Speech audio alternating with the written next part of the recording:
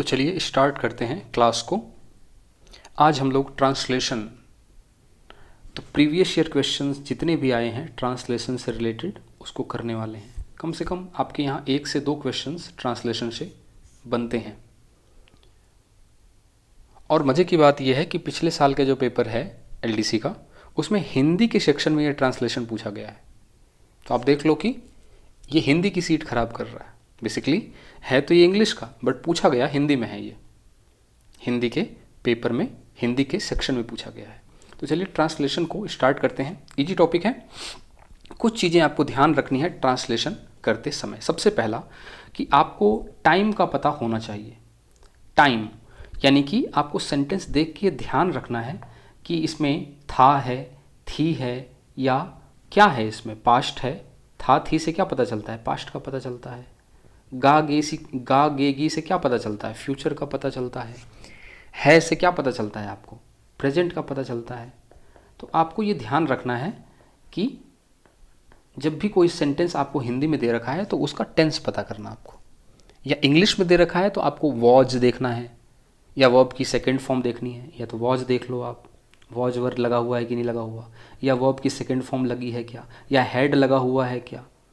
ठीक है, इस प्रकार की चीज़ें आपको ध्यान रखनी है। ट्रांसलेशन दोनों हिंदी से इंग्लिश में भी होता है और इंग्लिश से हिंदी में भी होता है। ये दोनों क्वेश्चंस आपके आते हैं, दोनों को ही हम लोग यहाँ देखने वाले हैं प्रीवियस ईयर क्वेश्चंस के थ्रू। टेंस देखना है आपको। टेंस के लिए आपको हेल्पिंग वर्ब पे निगाह डालनी पड़ेगी। हेल्पिंग वर्ब, वॉज वर है तो कॉन्टिन्यूअस टेंस है, वर्ब की सेकेंड फॉर्म है तो ये पास्ट इंडेफिनिट टेंस है, हैड प्लस वर्ब की थर्ड फॉर्म है तो ये परफेक्ट टेंस है। तो ये हेल्पिंग वर्ब के थ्रू आपको टेंस की जानकारी रहनी चाहिए। रहा है, रही है, तो ये कॉन्टिन्यूअस टेंस है। इज एम आर हो जाएगा, मान लो, जैसे मान लो आ जाएगा is am are, is plus I N G form आ गई वर्ब की, तो ये रहा है, रही है का साउंड देगा। यदि was plus I N G form आ गई तो ये रही थी, रहे थे का साउंड देगा। समझ आ रही बात कि नहीं आ रही? इस तरीके से यदि इसी तरीके से विल या शैल आ गया, विल और शैल इसके बाद वर्ब की फर्स्ट फॉर्म आ गई तो गागेगी, वह जाएगा, वह जाएगी, इस प्रकार का साउंड देगा। ठीक है, या हैव आ गया, हैव प्लस वर्ब की थर्ड फॉर्म तो ये चुका है, चुकी है, इस प्रकार से साउंड देगा ये। तो आपको ध्यान रखना है, ये दे रखा है तो आपको चुका है, चुकी है वाला ऑप्शन पे करेक्ट करना है, और चुका है, चुकी है दे रखा है तो आपको हैव प्लस वर्ब की थर्ड फॉर्म वाला स्ट्रक्चर ऑप्शन में प्रीफर करना है। ठीक है, इसी तरीके से यदि सिंस 4 लगा है ना, सिंस या 4 लगा है तो आपको ध्यान रखना है कि समय दे रखा है यहाँ पे सिंस 4, वो 2 बजे से पढ़ाई कर रहे होंगे। तो आपको कौन सा स्ट्रक्चर फॉलो करना है? फिर आपको परफेक्ट कॉन्टिन्यूअस टेंस, जो परफेक्ट कॉन्टिन्यूअस टेंस होता है उस स्ट्रक्चर को आपको फॉलो करना है, क्योंकि उसमें ही आपको सिंस 4 देखने को मिलता है। तो इस प्रकार से चीज़ों को आपको देखना है। यदि 2 एक्शंस की तुलना हो रही है कि चोर के भागने से पहले पुलिस वहाँ पहुँच चुकी थी, 2 घटनाएं, चोर का भागना और पुलिस का आना, 2 घटनाओं के बीच में तुलना करवानी है तो आपको यहाँ पे परफेक्ट टेंस यानी पास्ट परफेक्ट टेंस का यूज करना पड़ेगा। ठीक है, तो ये सारी बातें आपको ध्यान रखनी है। कुल मिला के बात ये है, ट्रांसलेशन अपने आप में ग्रामेटिकल पोर्शन है, चीज़ों का समावेशित रूप है। उसके बाद देखो, आप लोग टेंस ध्यान में रख लिया आपने। अब तीसरा जो पॉइंट है वो है मॉडल।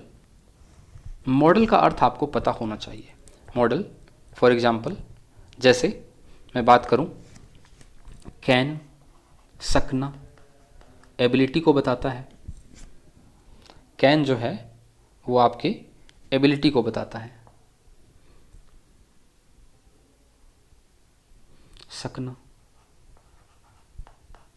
एबिलिटी को बताता है। में, जो में होता है वो संभावना को बताता है। क्या बताता है? संभावना को। संभावना को बताने के लिए 3 शब्द होते हैं आपके पास। माइट एक होता है, में एक होता है, माइट है ना, और एक होता है कुड। ये तीनों संभावना बताते हैं। तो थोड़ा सा आपको ध्यान रखना है कि संभावना बताने वाले मॉडल्स कौन कौन से हैं। सबसे ज़्यादा संभावना में पे होगी, फिर माइट पे होगी, फिर सबसे कम संभावना कुड पे होगी। ठीक है, कैन हो गया। ये यूज्ड टू होता है एक मॉडल। यूज्ड टू का मतलब होता है आदत, कोई व्यक्ति आदती है है ना, कोई व्यक्ति सिगरेट पीने का आदी है तो यूज टू, है ना, आदी होना, किसी चीज का आदी होना, आदी होना, इस प्रकार से तो यूज टू का यूज होगा। इसी तरीके से आप देखो यहाँ पे यदि शुड आ गया, यदि शुड आ गया, यदि, एक मिनट, यदि शुड आ गया, SHOUD शुड आ गया, तो यहाँ पे इसका मीनिंग होता है चाहिए का सेंस।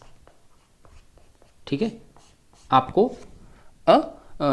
चाहिए कि आप क्या करो, आपको चाहिए कि आप हार्ड वर्क करो, यू शुड वर्क हार्ड। ठीक है, इसी तरीके से आपको होता है ought to, OUGHT, ought to.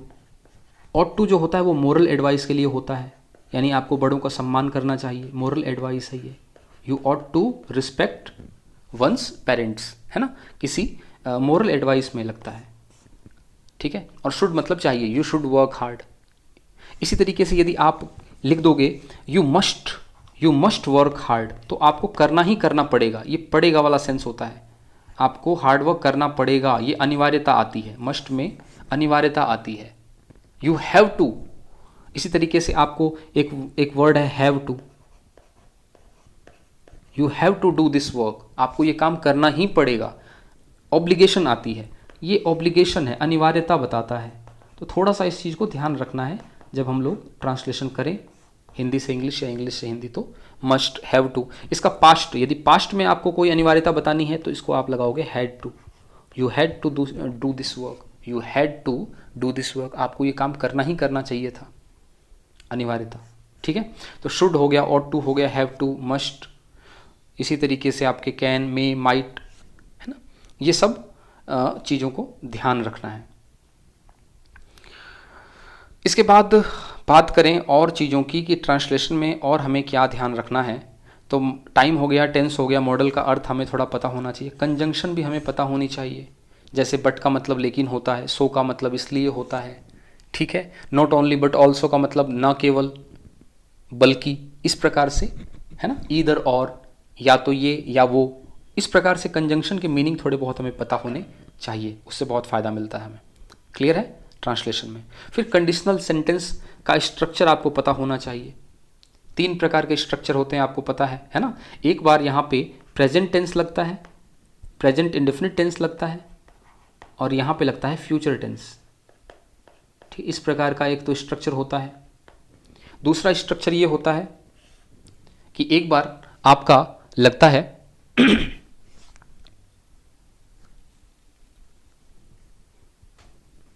यहाँ पे इसके साथ इफ़, टिल, अनटिल, अनलेस के साथ वर्ब की सेकंड फॉर्म लगती है, और यहाँ पे आपका लगता है वुड, है ना, कुड या माइट, और उसके साथ वर्ब की बेस फॉर्म लगती है। इस प्रकार का स्ट्रक्चर आपको ध्यान रखना है। तीसरा प्रकार का स्ट्रक्चर ये होता है कि आपके यहाँ पे परफेक्ट टेंस होता है, हैड प्लस वर्ब की थर्ड फॉर्म होती है, हैड प्लस यहाँ पे वर्ब की थर्ड फॉर्म होती है, और दूसरी कंडीशन में, यानी इफ़ के साथ, ये सारी बातें इफ़ के साथ है, इफ़ के साथ वर्ब की सेकंड फॉर्म, या इफ़, अनटिल, अनटिल, अनलेस के साथ हैड प्लस वर्ब की थर्ड फॉर्म है, तो बाकी में क्या आ जाएगा, वुड या could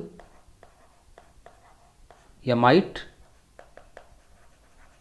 plus have plus verb की थर्ड फॉर्म। तो ये तीनों स्ट्रक्चर आपको पता होनी चाहिए, है ना। ये कब होती है, ये वाली जो स्ट्रक्चर है 1 नंबर वाली, वो कब इस्तेमाल होती है, शर्त के लिए होती है, शर्त बताने के लिए, शर्त बताने के लिए। यदि तुम लेट आओगे तो मैं तुम्हारे पेरेंट्स को इन्फॉर्म कर दूंगा। If you come late I will inform your parents, if you come late present indefinite tense, I will inform your parents. Second form ये होता है आपकी कल्पना के लिए, ये कल्पना के लिए, इमेजिन के लिए होता है। यदि मैं पक्षी होता मैं उड़ जाता, है ना, if I were a bird I would fly, मैं उड़ जाता। ऐसी कल्पना जो रियल नहीं हो सकती, ये वाला यूज होता है। इसी तरीके से हेड प्लस वर्ब की थर्ड फॉर्म वाला जो ये 3 नंबर स्ट्रक्चर है, वो होता है पास्ट की कोई घटना को उल्टा इमेजिन करने के लिए, है ना। यदि उसने कठिन परिश्रम कर लिया होता तो पास हो गया होता, अब ये पास्ट में है ना, तो उसने कठिन परिश्रम किया ना ही वो पास हुआ, तो उसकी उल्टा इमेजिनेशन करने के लिए 3 नंबर स्ट्रक्चर का यूज होता है। If he had worked hard if he had worked hard he would have passed, वो पास हो गया होता। तो कंडीशनल सेंटेंस को भी आपको ध्यान रखना है। इन सब चीज़ों का मिक्सचर यदि आप थोड़ा ध्यान रखेंगे तो बहुत ही आसानी से आप टेंस को कर लेंगे, ठीक है। एक चीज़ और ध्यान रखनी है आपको, आपको स्ट्रक्चर ध्यान रखना है। हिंदी में इंग्लिश में जो स्ट्रक्चर होता है वो होता है सब्जेक्ट, और उसके बाद आती है वर्ब, और फिर आता है उसमें ऑब्जेक्ट। क्लियर है? ये जो वर्ब को करने वाला होता है ना, कोई भी एक्शन, वर्ब क्या होती है? एक्शन। उस एक्शन को कोई करने वाला जो होता है ना, उसको बोलते हैं सब्जेक्ट, जो करता होता है, वर्ब को जो करने वाला है। और किस पे किया जा रहा है? वो है कर्म।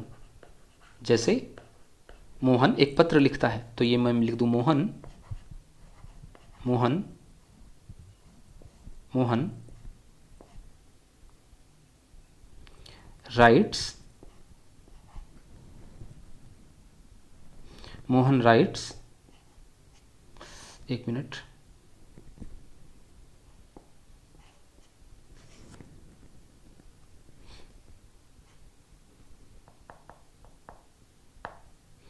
मोहन राइट्स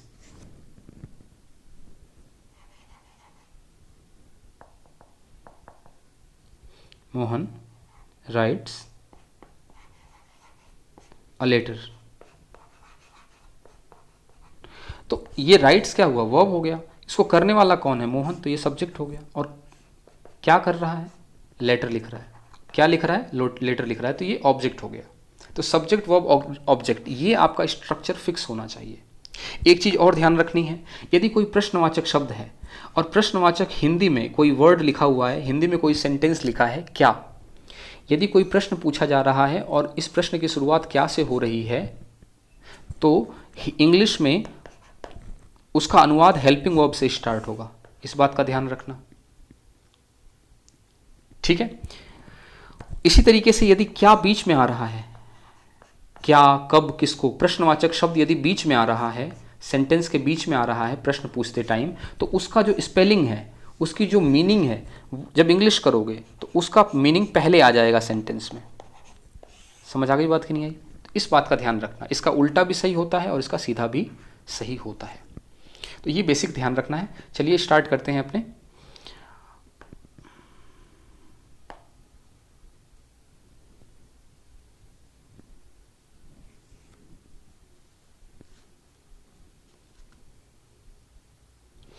पहला क्वेश्चन है, उस पहाड़ की चोटी चपटी है।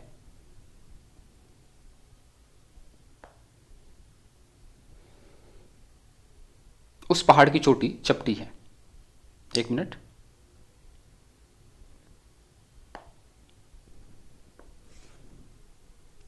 चलिए, उस पहाड़ की चोटी चपटी है, कैसे होगा इसका, कैसे इसको करेंगे हम लोग?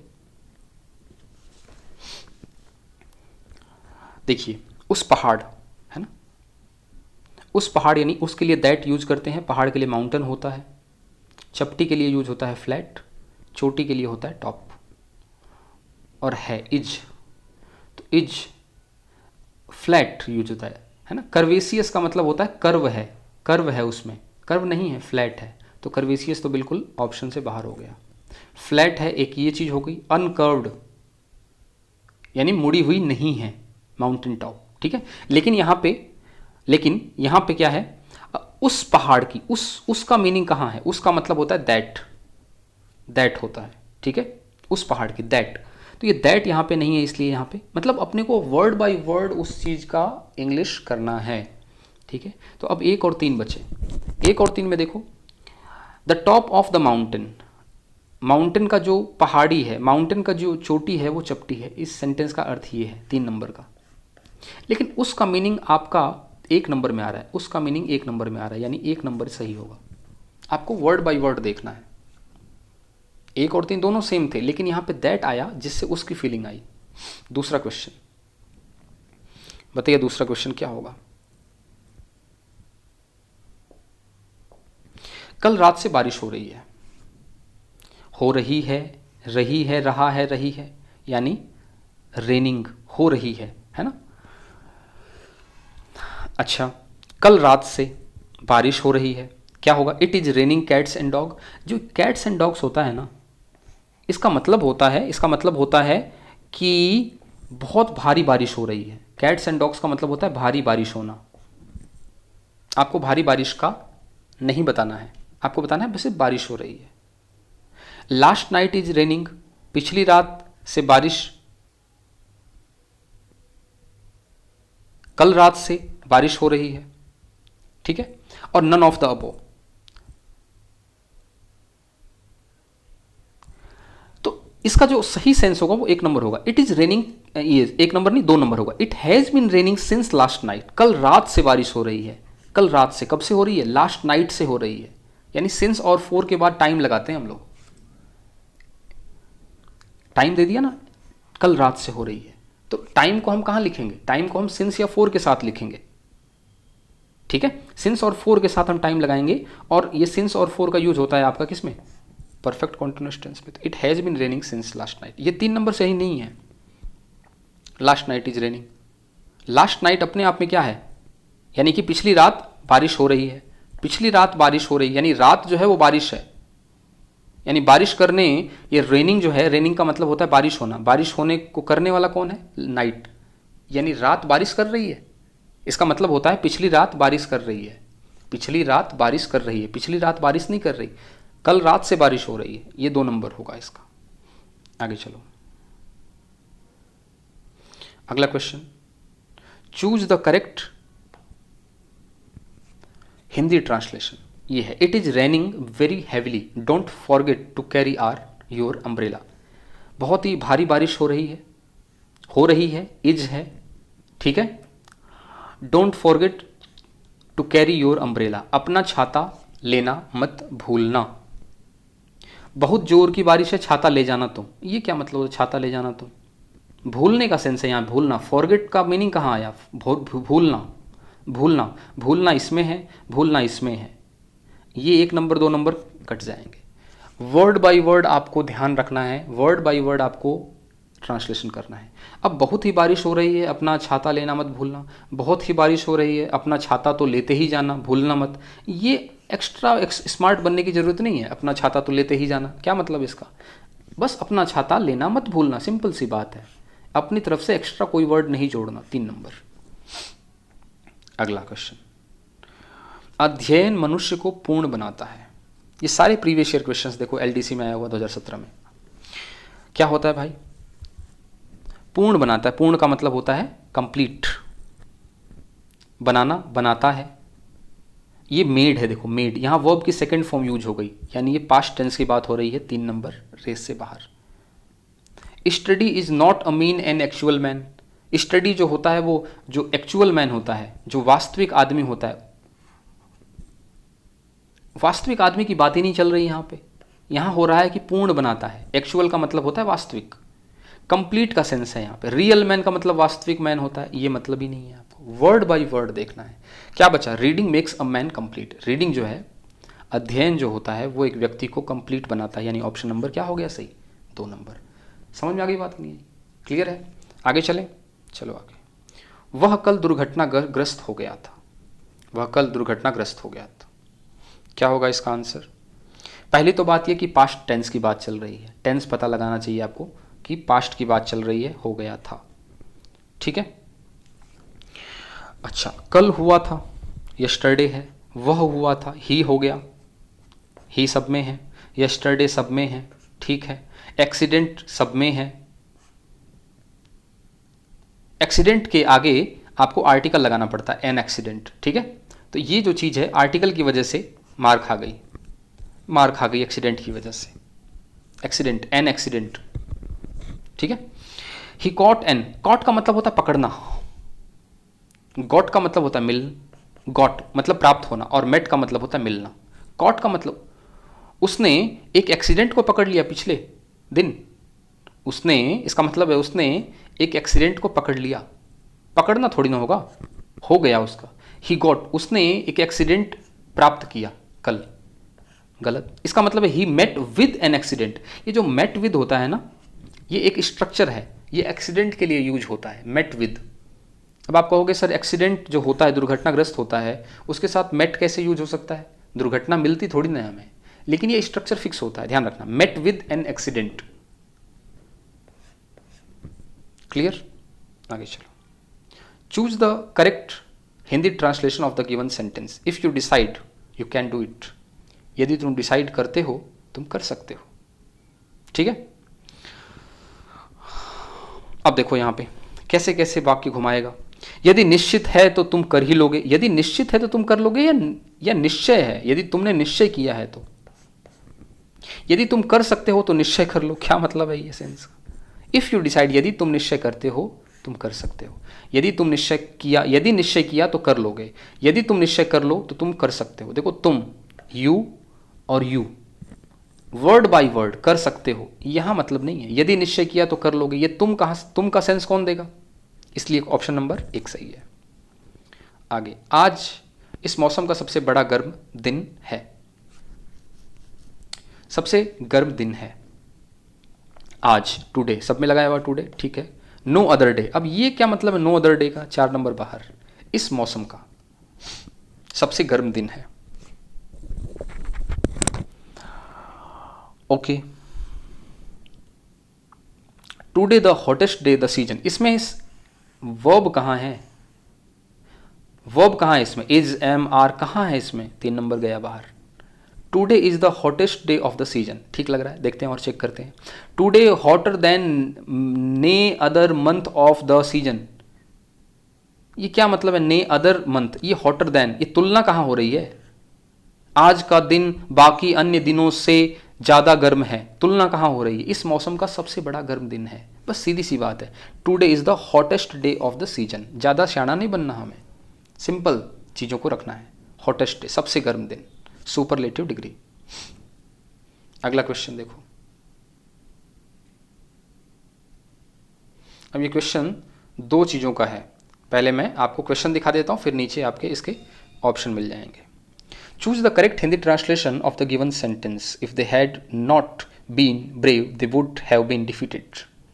ये कंडीशनल सेंटेंस है, देखो कंडीशनल सेंटेंस है। हैड के बाद वर्ब की थर्ड फॉर्म, और वुड हैव प्लस वर्ब की थर्ड फॉर्म। क्लियर है?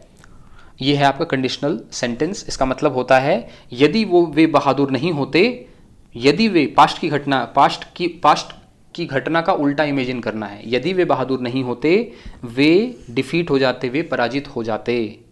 यानी ना तो वो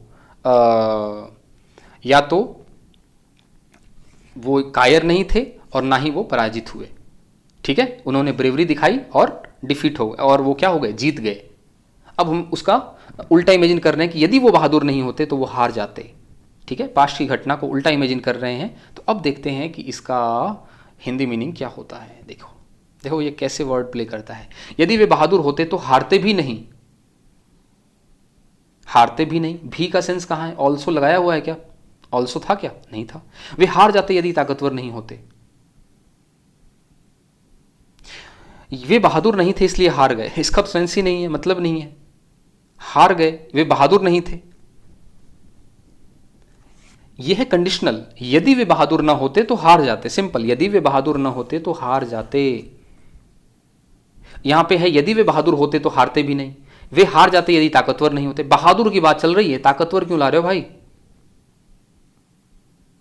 यहां भी लाके आपने समस्या खड़ी कर दी। तो आपको एक्स्ट्रा स्मार्ट नहीं बनना, सिंपल आपको ट्रांसलेशन रखना है। क्लियर?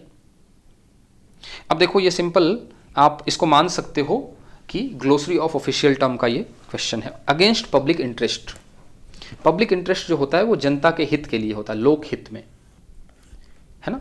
लॉकडाउन जो लगाया गया था वो पब्लिक इंटरेस्ट यानी लोक हित के लिए लगाया गया था, कि लोग इकट्ठे ना हो ताकि कोरोना फैले ना।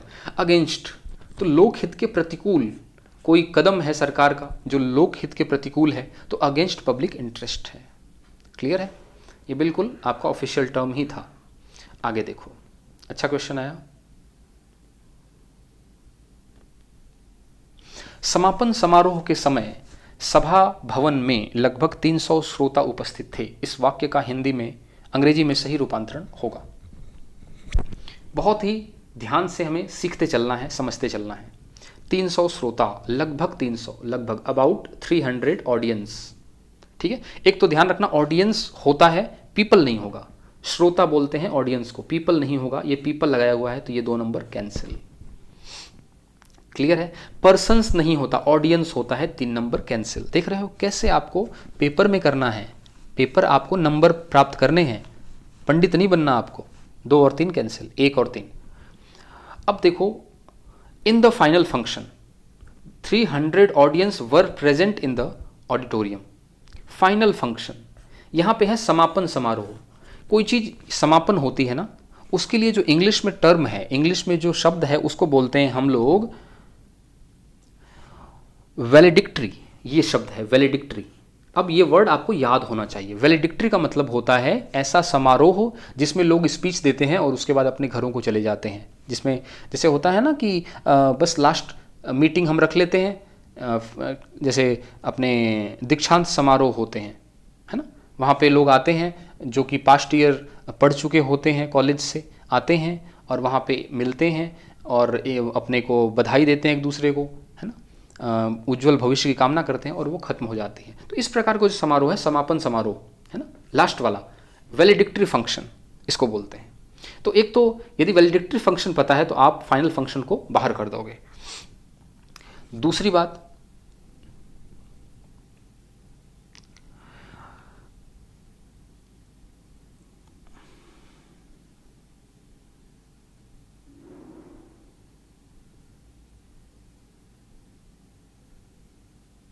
ठीक है, तो ये चीज आपको ध्यान रखनी है। तो 4 नंबर बाहर हो जाएगा, 1 नंबर आपका सही हो जाएगा। ड्यूरिंग, ये ड्यूरिंग भी एक बड़ा अच्छा शब्द है, इससे आपको 1 और 4 में अंतर करने में पता चलेगा। ड्यूरिंग, समापन समारोह के समय यानी दौरान, फाइनल फंक्शन में नहीं, यहां इन का मतलब सेंस हो रहा है में, और यहां है के समय। के समय का मतलब होता है के दौरान। मान लो मैं मारपीट के समय वहां मौजूद नहीं था, है ना, तो वहां पे ड्यूरिंग, ड्यूरिंग होगा, ड्यूरिंग मारपीट। समझ आई बात कि नहीं आई? तो के समय का मतलब दौरान होता है, ड्यूरिंग।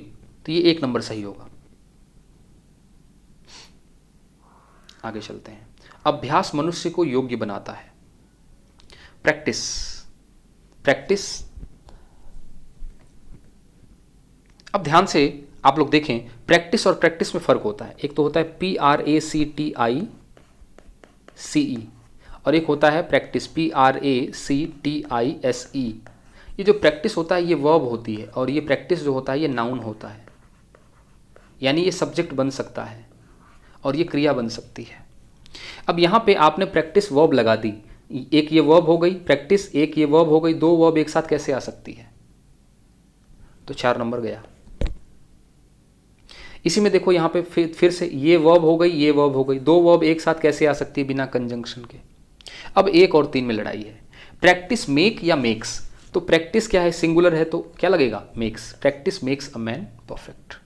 कितना इजी है, ग्रामर भी काम आ गया। इसमें आपको कंफ्यूजिंग वर्ड्स, ये कंफ्यूजिंग वर्ड है, कंफ्यूजिंग वर्ड्स भी आपको समझ में आ गए। तो ये कुल मिला के एक टोटलिटी है, एक पूरा एक पैकेज है इंग्लिश का। इसमें आपको सब कुछ आना चाहिए। वह घाव जल्दी भर जाएगा। यह घाव, दिस वुंड, है ना, वुंड बोलते हैं इसको, तो दिस वुंड सब में है तो इससे तो हमें पता नहीं चल पाएगा। भर जाएगा, शुड, शुड का मतलब होता है चाहिए, यहां चाहिए का सेंस ही नहीं है, जाएगा, गागेगी, ठीक है। तो ये 3 नंबर बाहर हो गया। सून फिल, सून हिल, क्विक हिल। अब देखो हील का, हील जो होता है वो क्या होता है, वर्ब होती है। हील का मतलब होता है भरना, कोई चीज हील होना। मान लो चोट लग गई, दिल पे चोट लगी तो वो धीरे धीरे हील होगी, उसको हीलिंग कहते हैं, है ना। धीरे धीरे आदमी उस दर्द से उबरेगा, हील होना, स्वस्थ होगा, हील कहते हैं। फिल नहीं होता, फिल तो मतलब होता है कोई खाली जगह है उसमें भर दिया आपने कोई चीज, तो फिल होता है। अब भरना, घाव भरना को, घाव भरने के लिए हम हील का यूज करते हैं और कोई गड्ढे को भरने के लिए हम फिल का यूज करते हैं। ध्यान रखना, घाव और गड्ढा एक जैसा नहीं होता, हील यूज होगा, तो ये फिल तो यूज नहीं होगा। 2 और 4 में लड़ाई है। अब इसमें आप देखो, यदि आपको क्विक और सून का पता है, देखो क्विक जो होता है, क्विक, QUICK, क्विक होता है एडजेक्टिव। क्विक क्या होता है, एडजेक्टिव होता है। और क्विकली, QUICKLY, क्विकली जो होता है वो एडवर्ब होता है, यानी ये वर्ब की विशेषता बताता है। अब यहां पे आप देखो, यहां पे आप देखो ये हेल्पिंग वर्ब है, विल और हील जो है, हील, हील्ड, हील्ड और हीलिंग, ये मेन वर्ब हो गई, ठीक है। ये घाव भर जाएगा। कैसे भर जाएगा? मेन वर्ब की विशेषता, कैसे भर जाएगा? जल्दी भर जाएगा, जल्दी। अब जल्दी के लिए आपको मेन वर्ब की विशेषता बतानी है, तो मेन वर्ब की विशेषता एडजेक्टिव से बताते हैं, एडवर्ब से बताते हैं, एडवर्ब से बताते हैं, एलवाई से बताते हैं। तो यहाँ क्विकली आता, क्विक नहीं आएगा। यहाँ ग्रामर की समझ चाहिए आपको, ठीक है। सून जो होता है ये एडवर्ब होता है। वी विल मीट सून, हम जल्दी ही मिलेंगे। Meet when, soon. वर्ब की विशेषता सून बता सकता है, और देखो यहाँ वर्ब है, वर्ब की विशेषता बता रहा है। समझ आ गई बात कि नहीं आई? तो आपको क्या ध्यान रखना है, इसमें क्या सही हो जाएगा? इसमें क्या सही हो जाएगा? इसमें आपका सही हो जाएगा 2 नंबर। क्लियर? चलें आगे। विपत्ति कभी अकेली नहीं आती। क्या होगा इसमें?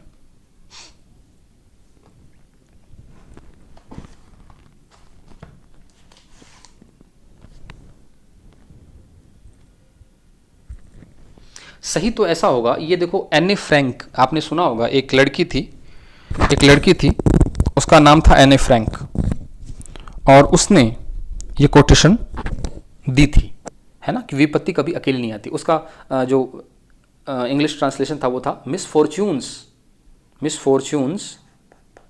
मिसफॉर्च्यून का मतलब होता है दुर्भाग्य, है ना। मिसफॉर्च्यून्स नेवर कम सिंगली, कभी अकेली नहीं आती, ये सेंस है इसका।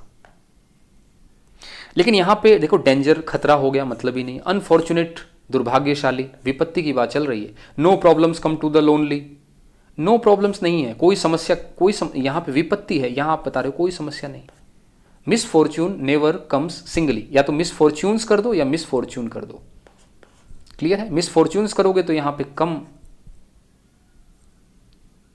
आएगा, कम्स नहीं आएगा, और मिसफॉर्च्यून करोगे तो कम्स आएगा, ठीक है। और यहां सिंगली होना चाहिए, सिंगल नहीं है, तो हम इसको 3 नंबर वाले को करेक्ट मान सकते हैं। क्लियर है? आगे चलते हैं। We should lead a life free from fear. चाहिए, देखना ध्यान से, शुड का मतलब चाहिए, रखें क्या मतलब? रखें नहीं, चाहिए, चाहिए से पता चल रहा है, ठीक है। Lead a life free from fear, भय से मुक्त, भय से मुक्त, मुक्त, फ्री, फ्री, फ्री, मुक्त जीवन। हमें भय मुक्त जीवन जीना चाहिए, हमें भयभीत होकर नहीं जीना चाहिए। नॉट, नहीं क्यों लगा रहे हो अपने मन से? अपने मन से नहीं कहा, नॉट है क्या कहीं? नहीं है। अपने मन से कुछ भी नहीं करना है। यही सेंस आपको ध्यान रखना है ट्रांसलेशन में। आगे देखो। Everybody enjoys equal right in India. Bharat में समान अधिकार, ठीक है। भारत में, भारत के कहां है? In India. भारत के का मतलब 3 नंबर गलत। भारत में, भारत में, भारत में सब लोगों को इक्वल राइट, यहां अधिकार प्राप्त है, समान अधिकार, इक्वल राइट, इक्वल राइट, समान अधिकार, अधिकार केवल बात चल रही है, समान अधिकार, समान अधिकार। अब 1 और 2 में लड़ाई है, आनंद लेते हैं या प्राप्त है। यहां पे आनंद की बात नहीं चल रही है, ध्यान रखना, है ना। कई बार क्या होता है कि जो पेपर में क्वेश्चन लाइन, जो सेंटेंस दे रखा होता है, उसका एग्जैक्ट चीज मीनिंग नहीं होता, एग्जैक्ट मीनिंग वैसा नहीं होता जैसा आप सोचते हो। एंजॉय का मतलब आनंद लेना होता है। भारत में सब लोग समान अधिकार का आनंद लेते हैं। क्या ये कोई मिठाई है जिसका आनंद ले रहे हैं, या कोई मौसम सुहावना हो गया जिसका आनंद ले रहे हैं?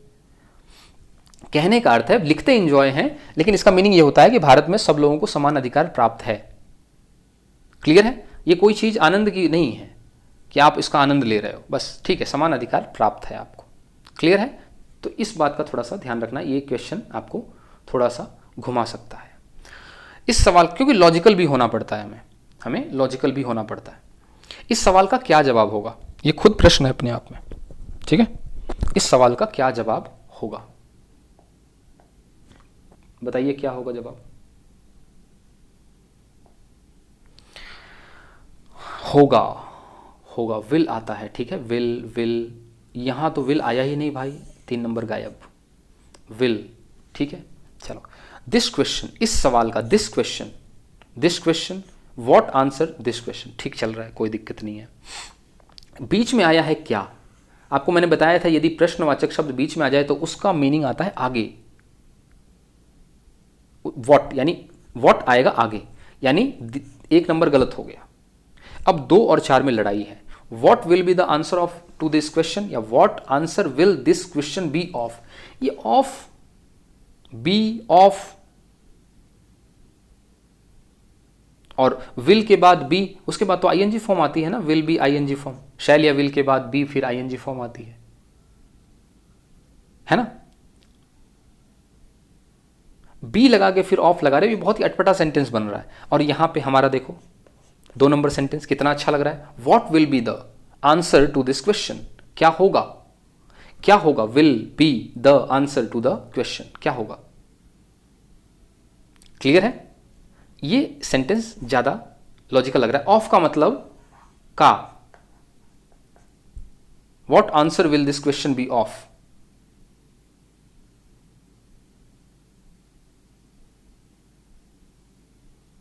ठीक है, तो 2 नंबर आपका करेक्ट हो जाएगा।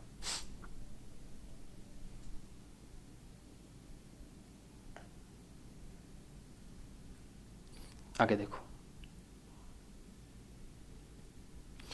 This is not admissible under the rules. Admissible का मतलब होता है, क्या होता है, स्वीकार्य, सीधी सी बात, बस ये पूरा glossary of official term, admissible, स्वीकार्य, स्वीकार्य है। अब देखो ध्यान से, पूरा अंधे की तरह नहीं ले जाना कि बस ये स्वीकार्य देखा और टिक मार दिया। अब और थोड़ा सा देखो, दिस इज नॉट एडमिसिबल, ये स्वीकार्य नहीं है, इस रूल के अधीन, नियमों के अधीन यह स्वीकार नहीं है। बाकी और देख लो, यह नियम विरुद्ध स्वीकार योग्य नहीं है। नियम विरुद्ध कहाँ है, अंडर द रूल्स है भाई, अगेंस्ट रूल थोड़ी ना है। यह नियमानुसार प्रस्तुत नहीं, प्रस्तुत कहाँ आ गया, प्रेजेंट थोड़ी ना है। यह नियम के अधीन मानने योग्य नहीं, मानने योग्य नहीं, स्वीकार्य ज्यादा अच्छा वर्ड है, स्वीकार्य। क्लियर, चलो आगे, अगला क्वेश्चन। करेक्ट हिंदी ट्रांसलेशन करना है, ये है आपका question. At least he realized his mistake, आखिर, एट लास्ट, उसने महसूस किया, उसने अब, ठीक है, अपनी गलतियां, हिज मिस्टेक, अपनी गलतियां, आखिर में वह जान गया कि गलती क्या है। क्यों भाई ऐसा क्यों कर रहे हो, कहाँ है ये लिखा हुआ गलती क्या है, क्या का सेंस कहाँ है। अपनी तरफ से ज्यादा शैतान नहीं बनना, आखिर में उसे यह गलती समझी, आखिर में उसे अपनी गलती कहाँ है, यह गलती थोड़ी ना है। उसको आखिरकार समझ आ गया कि गलतियां क्या होती हैं। वाह भाई गजब, गलतियां क्या होती हैं, क्या का सेंस कहाँ है इसमें, सॉरी,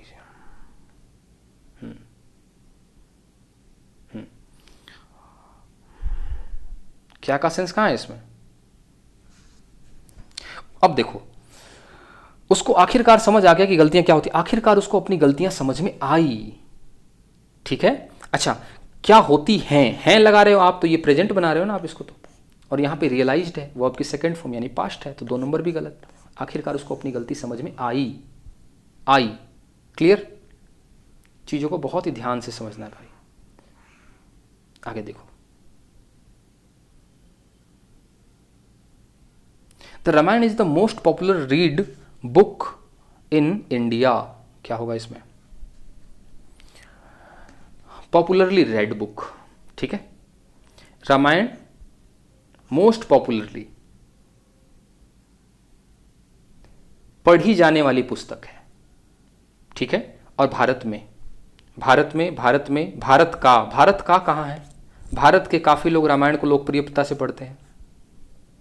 ठीक है, भारत में। अब 1 और 2 में थोड़ा सा देख लेते हैं। पेपर में आपको यदि पता भी चल जाए कि ये ऑप्शन बिल्कुल सही है तो थोड़ा सा एक बार बाकी ऑप्शन पे निगाह डाल लेना। ठीक है, ऐसा नहीं कि बस भिड़ते ही आपने गलत कोई सही कर दिया। कई बार जल्दबाजी में हम ओवर एक्साइटेड होके और चीज़ों को गलत कर देते हैं। रामायण भारत में अत्यधिक पढ़ा जाने वाला लोकप्रिय ग्रंथ है।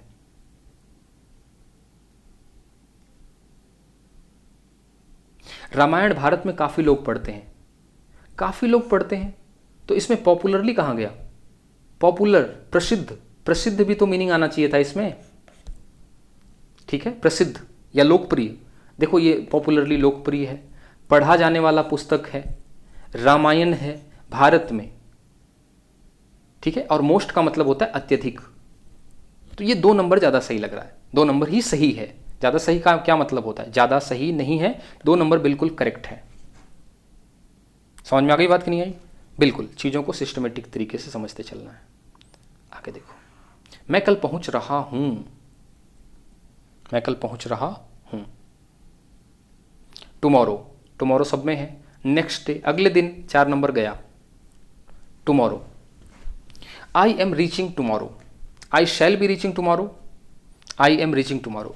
रहा हूं, ध्यान रखो, रहा हूं, रही हूं, इसके लिए क्या होगा? Am reaching, I am reaching tomorrow, ये होगा इसका सही से। यहां देखो, I am reaching to tomorrow, बिल्कुल गलत। टू टुमारो क्या होता है?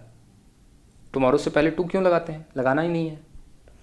आई शैल बी रीचिंग टुमारो, मैं कल पहुंच रहा होऊंगा, इसका मीनिंग ये होता है, आई शैल बी रीचिंग टुमारो, मैं पहुंच रहा होऊंगा। 2 नंबर गलत, गागेगी तो है ही नहीं, आई एम रीचिंग टुमारो। क्लियर है? और वैसे भी आपको पता है कि फ्यूचर टेंस जो होता है, फ्यूचर हम 2 तरीके से, 3 तरीके से बताते हैं। एक तो हम प्रेजेंट इंडेफिनिट टेंस से भी बता सकते हैं, है ना, जैसे the president of India visits, the president of India visits Delhi या visits Japan the next month, यानी यहां पे आपने विजिट्स लगाया, यानी present indefinite tense. Next month था, अगला महीना, फ्यूचर को बताता है, लेकिन फिर भी आपने प्रेजेंट इंडेफिनिट टेंस लगाया। ये टेंस लगता है आपका प्रीफिक्स एक्शन के लिए, जब कोई चीज़ पहले से ही तय हो, ठीक है, टेंस में पढ़ाया होगा मैंने। और दूसरे तरीके से हम बनाते हैं इसको कॉन्टिन्यूअस टेंस से, कॉन्टिन्यूअस टेंस से भी बनाया जाता है फ्यूचर टेंस को, है ना। I am going two by a new car, मैं एक नई कार खरीदने जा रहा हूं नेक्स्ट मंथ, अगले महीने। तो यहां भी अगला महीना फ्यूचर को बता रहा है, फिर भी आप कॉन्टिन्यूअस टेंस को यूज कर रहे हो, ठीक है। और तीसरा तरीका है शैल या विल, वो तो आपको पता ही है, शैल और विल का यूज करके। I will by a new car next month, ठीक है। तो प्रेजेंट इंडेफिनिट टेंस से फ्यूचर कब बनाया जाता है? जब प्रीफिक्स इवेंट्स हो, प्रीफिक्स पहले से ही तय। और कॉन्टिन्यूअस टेंस से फ्यूचर कब बनाया जाता है? प्रेजेंट कॉन्टिन्यूअस से, जब कोई चीज क्या हो, अनप्लान्ड हो, ठीक है, और उसका टाइम फिक्स नहीं हो। हाँ, मैं अगले महीने तक या अगले साल तक एक कार खरीद लूंगा, है ना, तो I am going two by a new car next month, कोई फिक्स नहीं होता। और जो शैल या विल जो होता है, इससे हम इमीडिएट फ्यूचर बताते हैं, तुरंत। I will go to market, मैं मार्केट जाऊंगा, तुरंत जाऊंगा, फ्यूचर में। अच्छा, ये बात हो गई, आगे चलते हैं।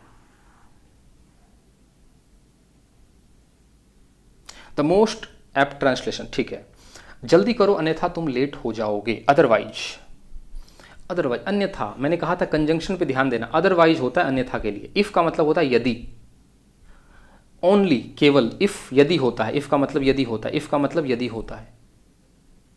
अदरवाइज, थोड़ा सा हम इसको चेक कर लेते हैं। मेक हेस्ट, जल्दी करो, अन्यथा यू विल बी लेट, बिल्कुल सही है। इसका देखो, मेक हेस्ट, जल्दी करो, यदि तुम लेट नहीं हुए। क्या मतलब हो यदि तुम लेट नहीं हुए? नोट लगा रहे हो, यहाँ पे नोट है ही नहीं। यदि तुम जल्दी नहीं करते हो केवल, तब तुम लेट होगे। केवल क्या मतलब है? If you do not make haste, यदि तुम जल्दबाजी नहीं करोगे लेट हो जाओगे। जल्दबाजी नहीं करोगे, यहाँ नहीं का सेंस कहाँ है? जल्दी करो, अपनी तरफ से कुछ भी एक्स्ट्रा ऐड नहीं करना। आगे देखो, I wonder if it's true, ठीक है। मैं सोच रहा हूं क्या यह सच है। थिंकिंग कहां है? थिंक कहां है? क्या यह सच है? क्या का मीनिंग कहां है इसमें? नहीं है। मुझे यकीन नहीं है, नहीं तो है ही नहीं कहीं, नहीं है, नहीं का सेंस है यहां पे, नॉट लगा हुआ है, नहीं, अपनी तरफ से नहीं लगाना। मुझे उसके सच होने पर यकीन नहीं है, फिर से नहीं, मुझे इसकी सच्चाई पर संदेह है। संदेह का, आप कहोगे संदेह कहाँ है सर, संदेह का मतलब क्या होता है, संदेह तो है ही नहीं है, डाउट तो है ही नहीं। आप देखो यहाँ पे आई वंडर, मैं आश्चर्य करूंगा, इसका मतलब होता है मैं आश्चर्य करूंगा यदि ये बात सच हो गई तो। मैंने शर्त लगा ली आज बारिश होगी, है ना, बादल आज बारिश नहीं होगी, मैंने एक शर्त लगा ली, है ना। देखो चलो एक क्वेश्चन लेते हैं, भारत और जिम्बाब्वे का मैच हो रहा है ना, मैंने शर्त लगा ली, सामने वाले ने शर्त लगा ली कि जिम्बाब्वे जीतेगी, सामने वाले ने शर्त क्या लगा ली, जिम्बाब्वे जीतेगी। मैं कह रहा हूं मैं आश्चर्य करूंगा यदि ये बात सच हो गई तो, मुझे पता है जिम्बाब्वे नहीं जीतेगी, यानी मुझे उसकी सच्चाई पर क्या है, संदेह है। तो सबसे नजदीक वाला जो, तीनों बिल्कुल गलत हैं, सबसे नजदीक ये है 3 नंबर। इसका अर्थ तो यही होगा मुझे आश्चर्य होगा यदि ये बात सच हुई तो, लेकिन 1 नंबर भी काम चला सकता है, ये निकटस्थ सही मीनिंग कन्वे कर रहा है। वह कल जयपुर जाएगा, विल, ऑट टू तो मतलब ही नहीं है भाई, ऑट टू तो नैतिकता की बात करता है। माइट, में, ये तो अनुमति लेना या फिर पॉसिबिलिटी के क्रम में काम आता है। Will he will go to Jaipur tomorrow, 2 number आएगा, सीधा मीनिंग बेस्ड था। वह बाल बचे, he had a narrow escape, वह बाल बचे, नैरो स्केप का मतलब होता है वह बाल बच गया, he had a narrow escape, वह बाल बचा, वह थोड़े से कोने से नहीं, वह बच गया नहीं, वह बाल बचा, बिल्कुल। सार्वजनिक स्थानों पर धूम्रपान न करें, नोट, ध्यान रखना, नॉट, ठीक है, नॉट लगना चाहिए। डिस्टर्ब लगाया है, डिस्टर्ब का मतलब क्या होता है, किसी को डिस्टर्ब करना, डिस्टर्ब मतलब व्यवधान डालना। Smoke in public, many people smoke in public, बहुत सारे लोग पब्लिक प्लेसेज में स्मोक करते हैं, कहाँ है, न करें, न का सेंस कहाँ है, 1 नंबर गया, 2 नंबर गया, 1 और 4 में लड़ाई है। Don't smoke in public places, smoking is not good का मतलब अच्छा होता है, स्मोकिंग अच्छी बात नहीं है पब्लिक में। अच्छी बात कहाँ है भाई, अच्छा कहाँ है इसमें, डोंट स्मोक नहीं करना है, ठीक है। रास्ते पर थूकना दंडनीय है ना, दंडनीय मतलब पनिश किया जा सकता है आपको, ठीक है। अब देखो यहां पे एडवाइजेबल का मतलब होता है आपको एडवाइस दिया जा रहा है, आपको सलाह दी जा रही है, यहाँ पे आपको दंड दिया जा रहा है। प्रोहिबिट का मतलब होता है मनाही है, यहाँ मनाही की सेंस है, मनाही तो है ही नहीं, यहाँ पे दंड की बात चल रही है। पनिश करना, it is punishable to spit on road, यह दंडनीय है। क्या चीज़ दंडनीय है, रास्ते पर थूकना, to spit on road. 3 number, 2 number बाहर, 1 नंबर बाहर। No one should spit on road, किसी को इस रोड पे नहीं थूकना चाहिए। किसी को कहाँ लिखा है, इसने लिखा है दंडनीय अपराध है, दंडनीय कहाँ से लाओगे, 3 नंबर में है, 4 नंबर में नहीं है।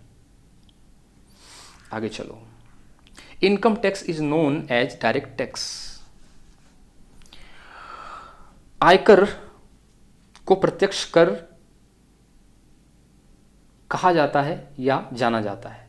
आयकर सीधा कर है, सीधा कर नहीं है, आयकर अप्रत्यक्ष कर नहीं है, सीधा प्रत्यक्ष कर है, डायरेक्ट टैक्स है, सीधा आप कमाते हो और उस पर टैक्स लगता है, प्रत्यक्ष कर है, 1 नंबर नहीं। World's tallest building in situated in India, देखो ध्यान से, बिल्डिंग है, वर्ल्ड्स टॉलेस्ट, दुनिया की सबसे ऊंची इमारत, दुनिया की सबसे ऊंची इमारत, दुनिया की सबसे ऊंची प्रतिमा। यहां पे स्टैच्यू थोड़ी ना है, स्टैच्यू होता तो प्रतिमा होता। स्मारक, मेमोरियल नहीं है, अर्थ से, ये सब सही है, सब कैसे सही हो जाएंगे भाई। दुनिया की सबसे ऊंची इमारत भारत में स्थित है। India is known as God's country, क्या होगा, भारत भगवान का देश है, या भारत को भगवान के देश के रूप में जाना जाता है, या भगवान भारत का देश है, भारत को भगवान के देश के रूप में माना जाता है, ये मतलब है इसका। क्लियर है, आगे चलो। वह अपने प्रयास से काफ़ी संतुष्ट था, इंग्लिश ट्रांसलेशन करना है, काफ़ी संतुष्ट था, वेरी सेटिस्फाइड नहीं था, बहुत संतुष्ट नहीं था, क्वाइट, ठीक ठाक था, क्वाइट, काफ़ी के लिए क्वाइट होता है, क्वाइट सेटिस्फाइड, था है यानी पास्ट की बात है, यहाँ इज लगा रहे हो आप भाई, 3 नंबर बाहर। 4 नंबर क्यों बाहर, क्योंकि वेरी सेटिस्फाइड था बाहर, वो 3 नंबर बाहर क्यों, इज सेटिस्फाइड था। अब 1 और 2 में लड़ाई है। वह अपने प्रयास से, यानी वह अपने प्रयास से, वह ही था, उसका प्रयास क्या होगा? हिज होगा। उसका प्रयास क्या होगा? हिज होगा। उसी का तो प्रयास होगा। अब यहाँ पे ही है और यहाँ पे माई है और यहाँ पे ही है और हिज एफर्ट है। उसका प्रयास, हिज एफर्ट।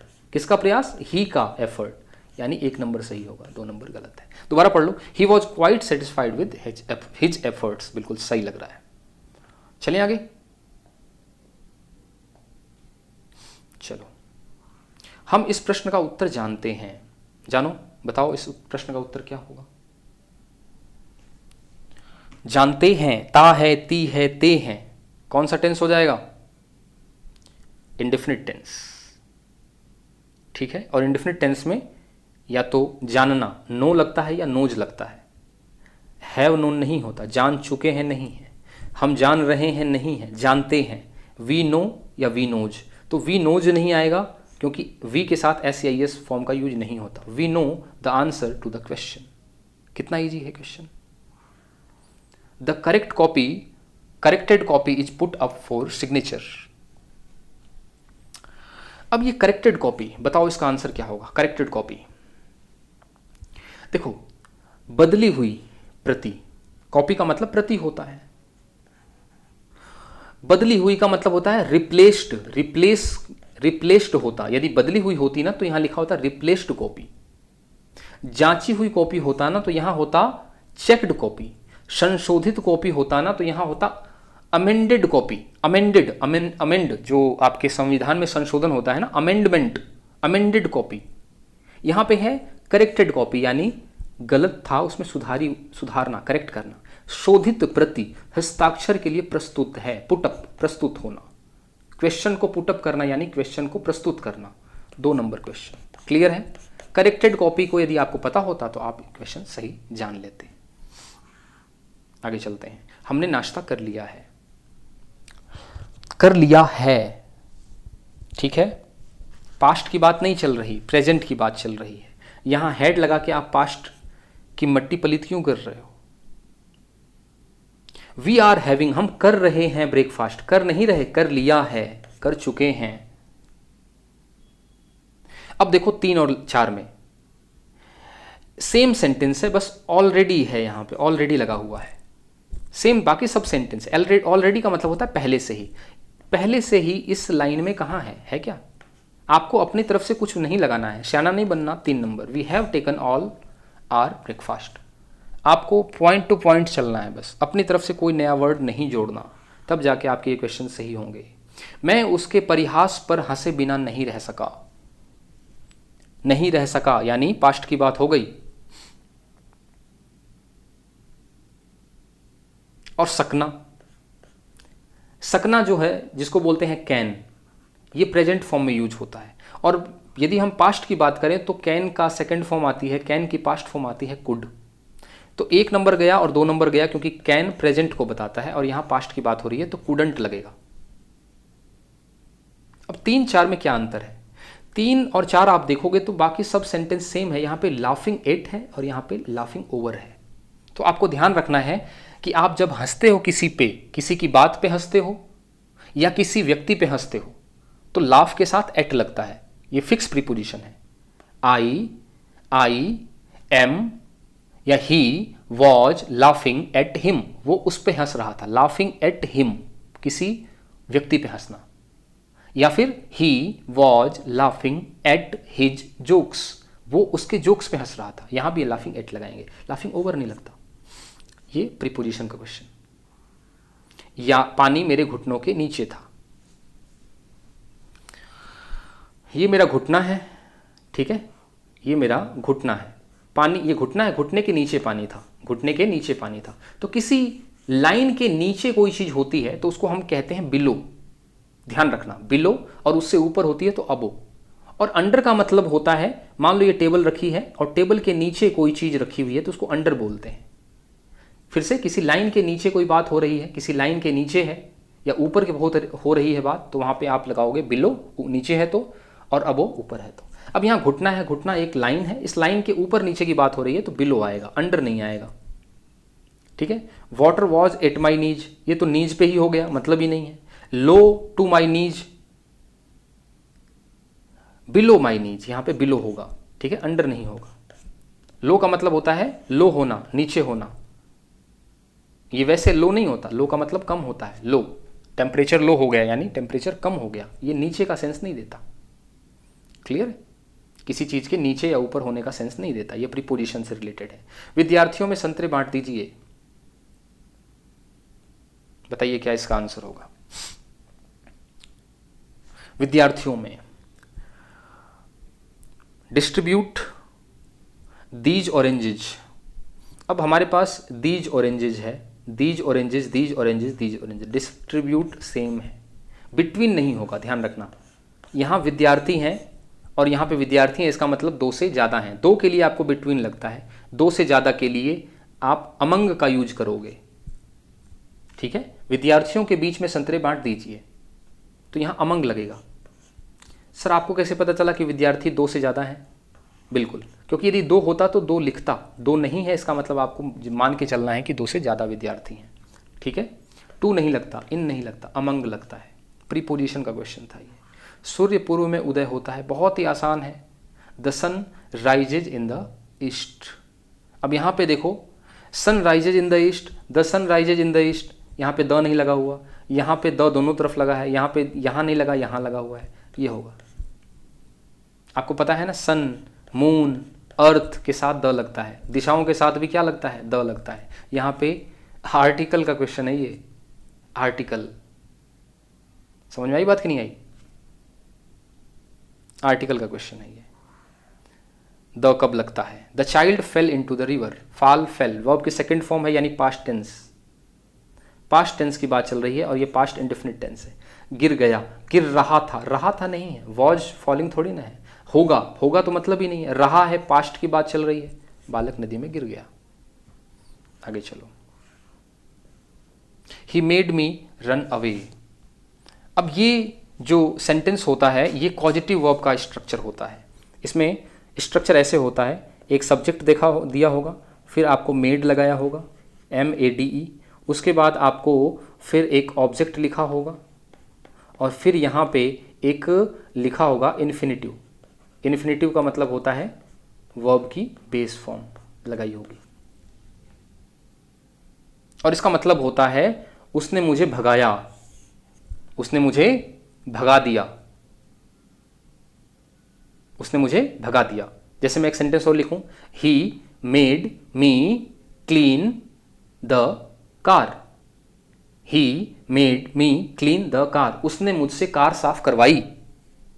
इस प्रकार का, उसने मुझसे करवाया, इस प्रकार का जो सेंस होता है ना वो पॉजिटिव वर्ब में होता है। इसका स्ट्रक्चर होता है ही मेड ऑब्जेक्ट फिर इन्फिनिटिव, ठीक है। यहां मेक लग सकता है, मेक लगा देते हैं, मेक। कई बार यहाँ पे गेट लग जाता है, कई बार मेक की जगह क्या लग जाता है? गेट लग जाता है। यहाँ पे गेट भी लगा सकते हैं, कई बार यहाँ पे हैव भी लग जाता है। तो ये इस प्रकार के पॉजिटिव वर्ब के स्ट्रक्चर बनते हैं। ध्यान रखना, जब गेट लगेगा तो फिर यहाँ पे इन्फिनिटिव नहीं आएगा, फिर यहाँ पे आएगा टू प्लस वर्ब की बेस फॉर्म, इन्फिनिटिव। ये टू प्लस वर्ब की बेस फॉर्म आएगी, इसको इन्फिनिटिव कहते हैं। उसको क्या कहते हैं? इन्फिनिटिव कहते हैं, टू प्लस वर्ब की बेस फॉर्म को। और ये होता है आपका बेयर इन्फिनिटिव। ये जो होता है ना वर्ब की बेस फॉर्म बिना टू वाला, इसको हम कहते हैं बेयर इन्फिनिटिव। खैर वो आपको ध्यान नहीं रखना, फिलहाल बस आपको इतना देखना है कि उसने मुझे भगा दिया। इसका सेंस हो जाएगा उसने मुझे भगा दिया, 1 नंबर।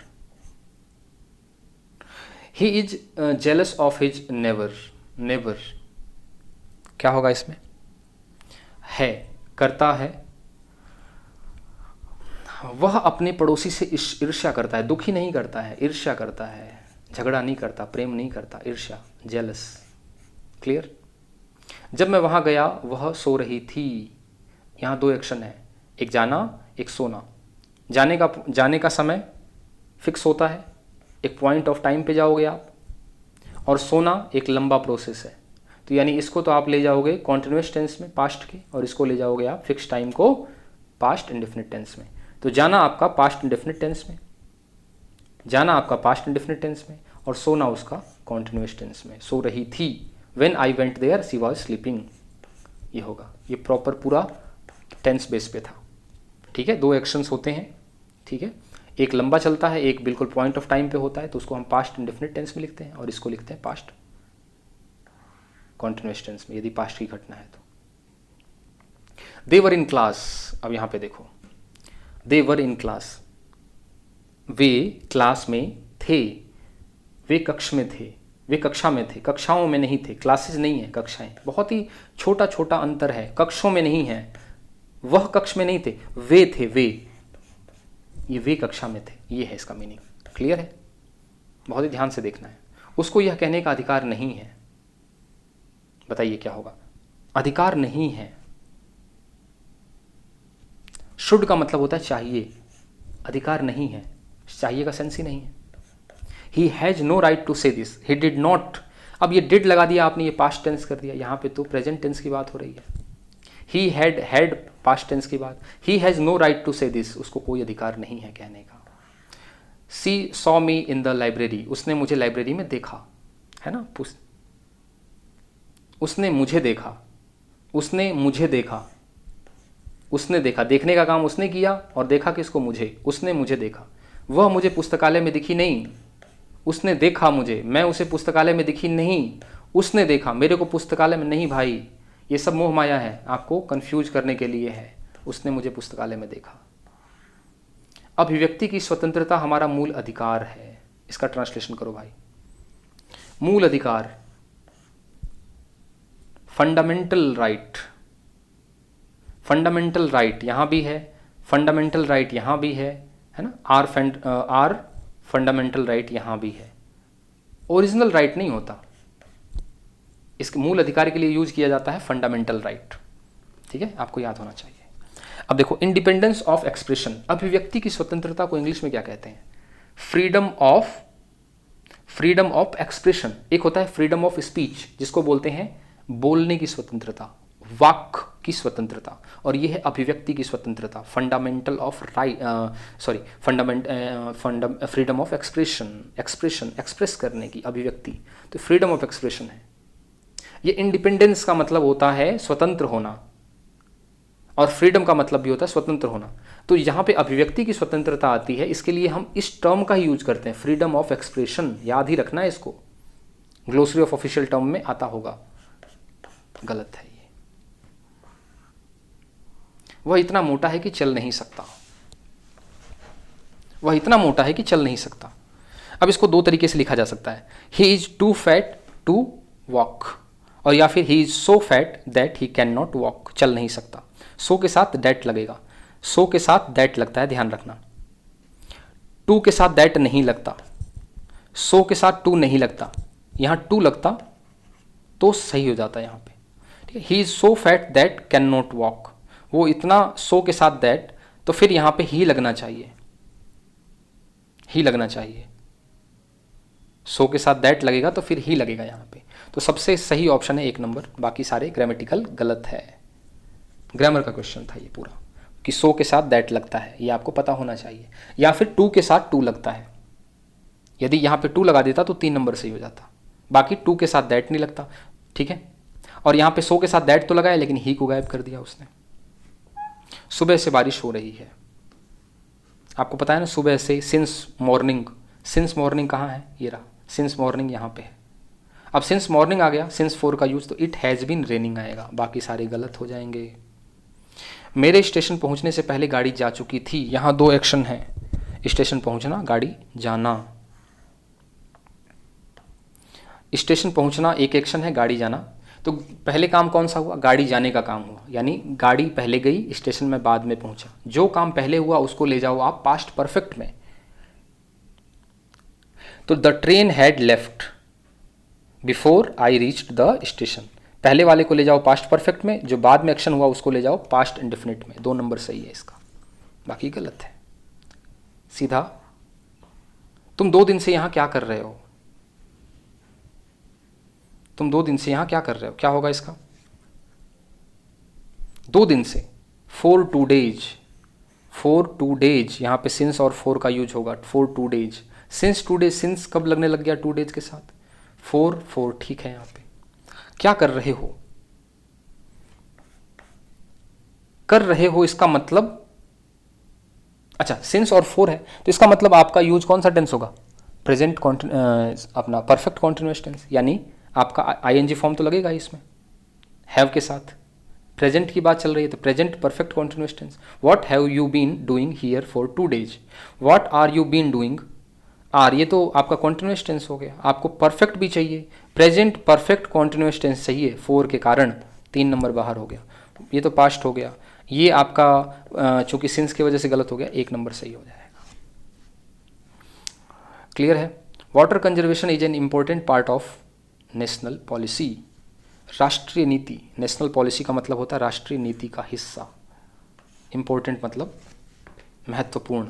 अभिन्न अंग का मतलब अभिन्न अंग तो है ही नहीं, कहीं अभिन्न अंग, अंग कहाँ है, अभिन्न कहाँ है? महत्वपूर्ण है, इंपॉर्टेंट है, महत्वपूर्ण। ठीक है।